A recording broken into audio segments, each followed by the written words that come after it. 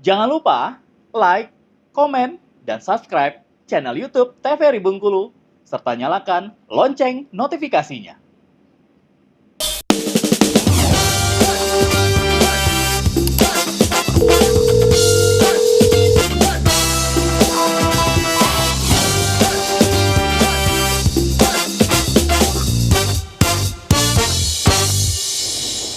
Halo sahabat sehat, terima kasih Anda masih bersama kami dalam Dokter Kito. Bersama kita sehat dengan tema kita kali ini kesehatan mental di era media sosial. Tadi sudah disampaikan sedikit oleh Dokter Putri ya. Kenapa itu dok? Mungkin bisa dijawab dok. Kenapa sih kalau misalnya habis posting terus kok nggak ada yang like ya, terus juga nggak ada yang komen, jadinya sedih. Itu kenapa sih dok?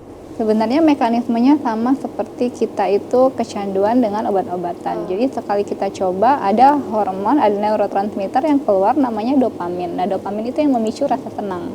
Sama seperti kalau kita main medsos, kita dapat like, dapat subscribe gitu ya, dapat komentar, itu kita senang. Nah dopamin kita bermain di situ keluar. Nah lama kelamaan kita butuh dopamin yang lebih tinggi lagi untuk membuat kita senang. Makanya kita terus mencari-cari cara bagaimana ya caranya tubuh kita ini juga terus senang begitu. Oke. Lalu ada juga neurotransmitter atau hormon namanya kortisol. Ini hormon stres yang akan muncul kalau misal kita kalau lihat di medsos itu kan biasanya lihat story gitu kan, atau ada postingan orang kok hidupnya bahagia ya gitu, atau dia kok liburan terus ya. Nah itu ada hormon yang memunculkan rasa di dalam diri kita itu rasa lebih rendah, atau rasa iri, atau misalnya rasa kita kurang beruntung dibandingkan orang tersebut. Nah, semuanya itu ada zat kimiawi yang berpengaruh atau yang bermain di dalam tubuh kita, terutama di dalam otak kita. Nah, jadilah makanya kalau misalnya itu terus-terusan berlanjut, maka itu akan yang pertama ya mempengaruhi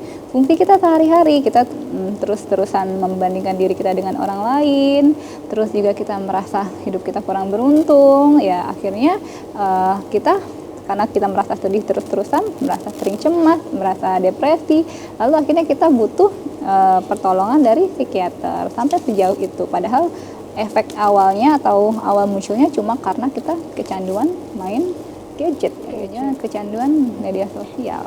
Baik. Oke, kita lanjutkan aja ya. Ya silakan dokter. Nih, nah oke ya, tadi ada datanya nih, ternyata memang media sosial itu mempengaruhi kesehatan mental di Indonesia, ada persentasenya juga.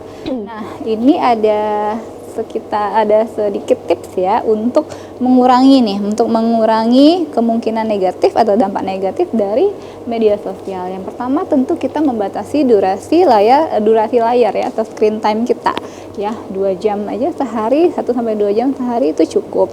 Kan kalau handphone sekarang itu bisa diatur ya screen time-nya, atau ya berapa jam kita mau buka aplikasi nih, misalnya katakanlah sosmed apa Instagram, kita bisa atur tuh 1 jam atau 2 jam. Nanti kalau sudah lewat dari 2 jam nanti akan muncul pop up di handphone kita, batas waktu screen time untuk buka aplikasi ini sudah habis begitu.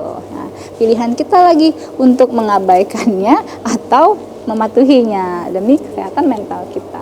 Yang kedua ada detoksifikasi digital secara berkala. Jadi tidak apa-apa kalau kita itu tidak selalu update dengan hal-hal atau berita-berita yang sedang terjadi. Memang kita harus terus update ilmu ya, terus tahu ya masalah yang terjadi, isu-isu yang terbaru sekarang tuh kita tuh perlu tahu. Tapi ada waktunya kita mendetoksifikasi hal-hal yang negatif. Misalnya ada konten-konten atau konten creator yang postingannya selalu menjurus ke arah cuma menggambarkan kebahagiaan saja misalnya ya, misalnya dia liburan terus misalnya kita bandingkan nih dengan kondisi kita orangnya kerja terus, nggak ada waktu untuk liburan ya, kita boleh untuk mendetoksifikasi itu ya, mengabaikan itu untuk tidak melihat itu gitu. Terus fokus kepada interaksi offline. Nah ini juga ya, latih diri kita untuk mindful dengan apa yang kita sedang lakukan. Misalnya kita nih lagi ngobrol-ngobrol nih sekarang, ya udah kita latihan untuk ngobrol, menikmati waktu offline gitu, tanpa ada gawai, tanpa ada sosmed di antara kita gitu. Terus yang keempat itu mengkonsultasikan ke aplikasi konseling atau mengkonsultasikan diri ke psikiater boleh, ke psikolog boleh kalau kita merasa sudah kecanduan ataupun sudah merasakan dampak negatif dari media sosial ini. Misalnya kita ngerasa kok rasanya panik terus atau rasanya sedih ya, setiap lihat sosmed tuh aku rasanya kayak burn out gitu, kayak beban hatiku tuh kayak gelisah gitu. Nah itu sudah boleh dikonsultasikan, dulu ke dokter umum. Nanti kalau memang butuh rujukan untuk ke psikiater ya, ke tenaga yang lebih ahli mengenai mental health, kondisi mental health pasien tersebut, nanti kita akan berikan rujukan gitu.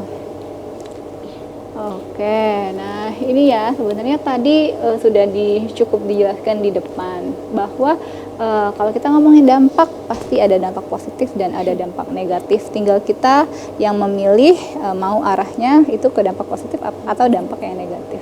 Dampak yang positif tadi ya meningkatkan koneksi sosial kita.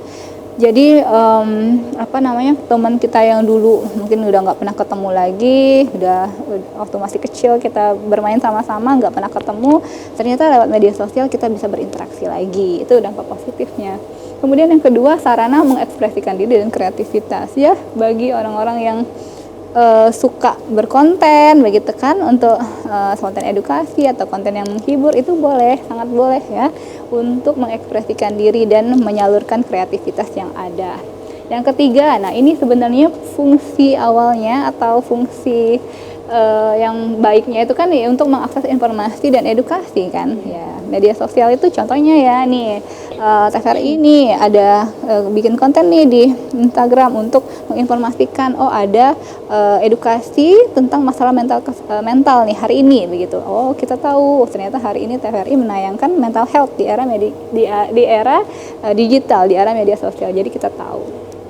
Terus mendukung dukungan emosional dan komunitas. Kadang ada komunitas-komunitas di sosmed yang misalnya komunitas-komunitas mengajar, misalnya ya komunitas mengajar bahasa Inggris, atau komunitas-komunitas anak-anak yang mungkin kurang mampu, kemudian bersama melakukan aktivitas yang baik, melakukan aktivitas yang positif, itu dipertemukan lewat sosial media. Nah itu jadi dampak yang positif. Dampak negatifnya tadi ya perbandingan sosial atau komparasi sosial yang berlebihan. Kita jadi sering membanding-bandingkan hidup kita dengan hidup orang lain. Padahal setiap orang itu punya track yang berbeda, starting point yang berbeda-beda, pengalaman hidup yang berbeda-beda, dan ya wajar begitu untuk kita tuh nggak sama orang lain. Jadi tidak harus sama dengan orang lain jalan hidup gitu. Yang kedua, cyberbullying. Ada juga nih, misalnya ya di kolom komentar ngomong-ngomongin orang atau yang ngomong-ngomongin keburukan orang lain, terus menghina sampai menghina fisik. Ada ya menghina ras, suku, itu banyak sekali sekarang. Nah, ini salah satu dampak negatif dari sosial media. Kenapa? Karena orang-orang punya hak untuk ngomong ya, walaupun bahkan mungkin orang tersebut tidak mengerti dengan apa yang sedang dia bincangkan. Nah, walaupun mungkin orang tersebut tidak ahli di bidang yang dia bincangkan, tapi karena dia bisa ngetik, bisa ngomong, akhirnya dia berbicara begitu. Lalu yang ketiga ada fear of missing out, FOMO ya. Pokoknya jangan sampai ketinggalan deh. Takut ketinggalan gitu. Padahal kan kalau misalnya itu tidak terlalu berdampak ke hidup kita ya nggak apa-apa gitu. Yang terakhir, kecanduan. Ya ini ya, kecanduan media sosial. Ciri-cirinya apa kalau udah kecanduan? Kita kayak tidak menikmati suasana offline yang pertama ya.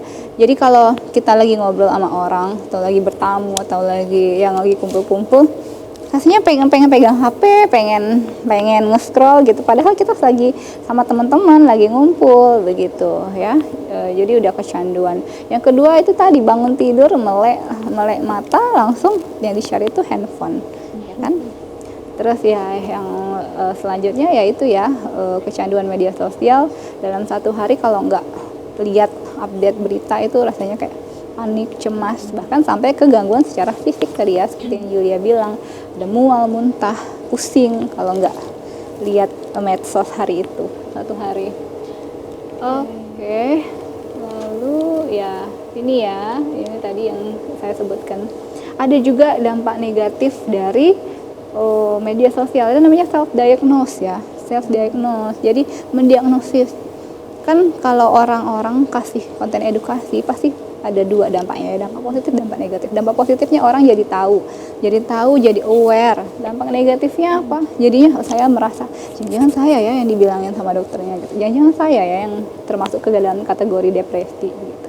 Padahal kan belum tentu, harus dikonsultasikan ke yang ahlinya gitu. Baik, Dok, sebelum kita lanjut lagi, kita jeda dulu ya. Oke. Pemirsa, jangan kemana-mana, tetap bersama kami dalam Dokter Kito, bersama kita sehat.